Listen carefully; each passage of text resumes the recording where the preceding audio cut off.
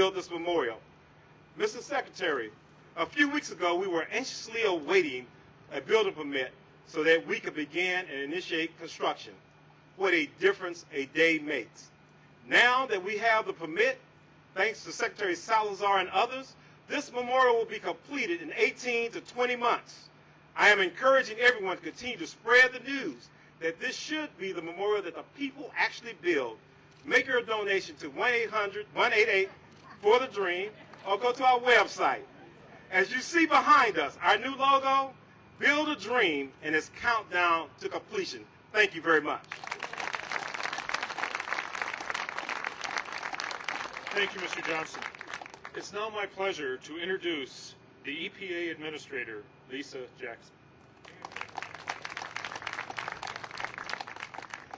Well, good afternoon. First, I have to start by thanking my colleague, Secretary Ken Salazar. He is much more than a colleague to me, ladies and gentlemen. He is my brother in the cabinet, but he's a brother in a much more important sense, and that is he is my brother in diversity in that cabinet. He has been a voice for the importance of diverse voices in any number of issues that include those relating to the Department of Interior and the National Park Service, but span a much broader range as well because of his background as a United States Senator and an Attorney General in the state of Colorado. I treasure my relationship with him, and I think it's just, it's so emblematic of him to look at the diversity of the National Park Service people who are here today, a testament to everything Ken Salazar has stood for on that cabinet, and I salute him.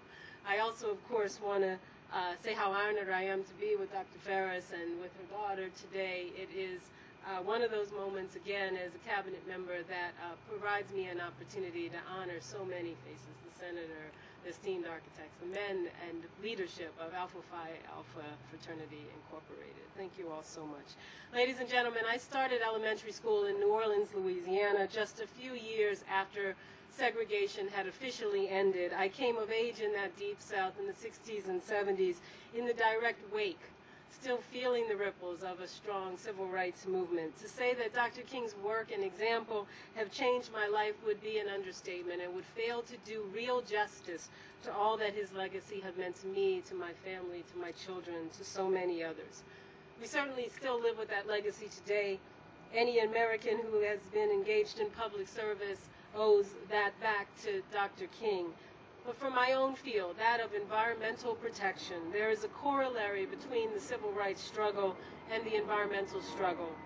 You see, the civil rights struggle continues today in the fight against things that are harder to see than the civil rights struggle in the days past. In the days past, it was against obvious injustice, whites-only signs, and racial violence. But today, it's disparities in economic opportunity, achievement gaps in our schools, and deeply ingrained institutional prejudices.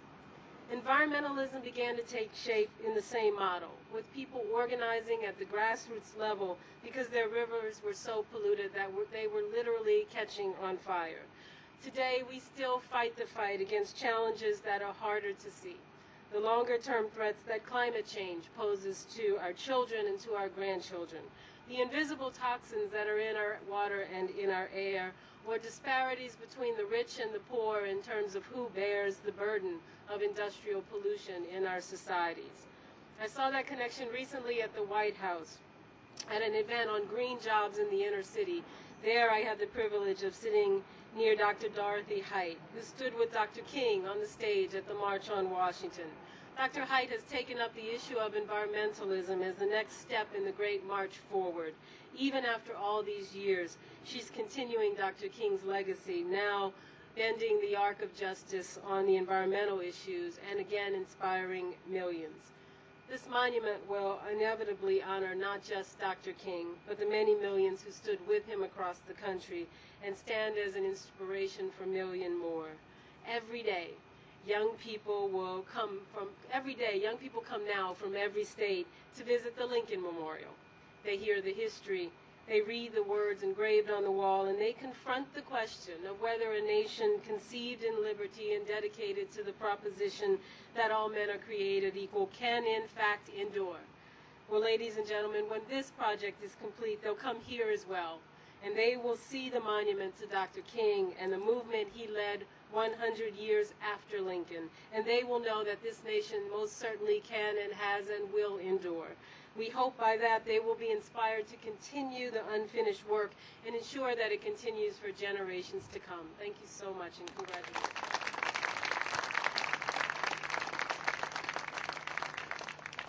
Thank you.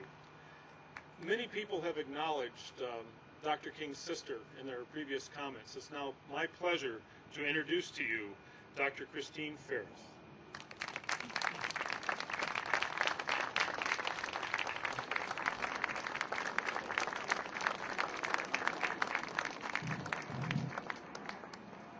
Thank you so much to Secretary Salazar. Made it possible for me to be here today. To our congressional representatives who were here and who had to move on.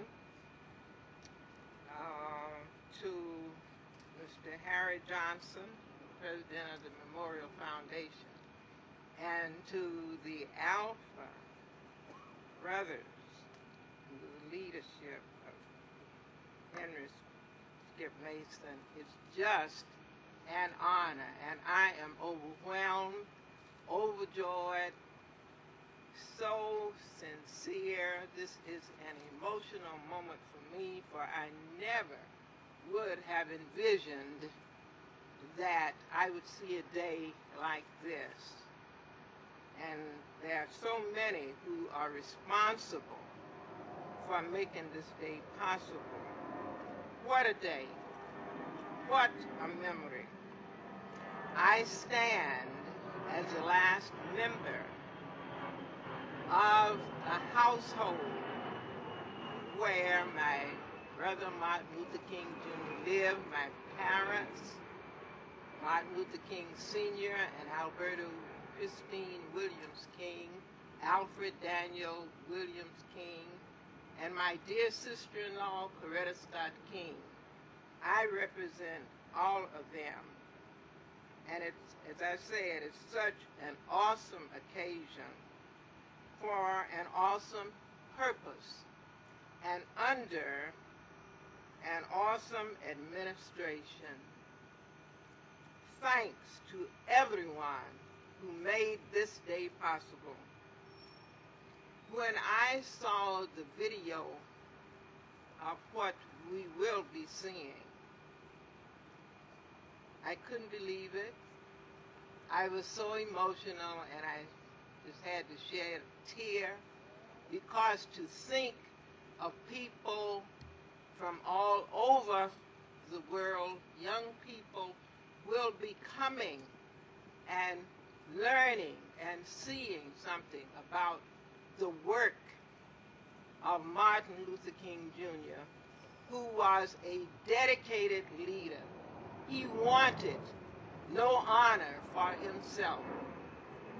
Believe that he was a dedicated leader, willing to make whatever sacrifice that he had to make. And he made the ultimate sacrifice.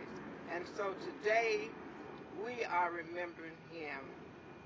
He would, I think he would say, no, don't do this for me, but we have to do it because generations yet unborn need to know about Martin Luther King Jr. And so on behalf of the entire King family, I simply say thank you, and thank you yet again.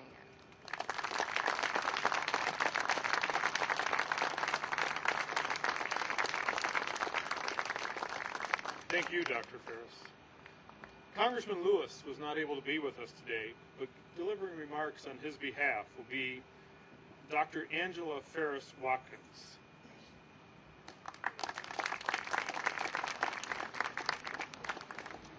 Well, this is quite an honor. As we were riding in from having lunch with Secretary Salazar, he gave me the task of reading the statement from Congressman John Lewis.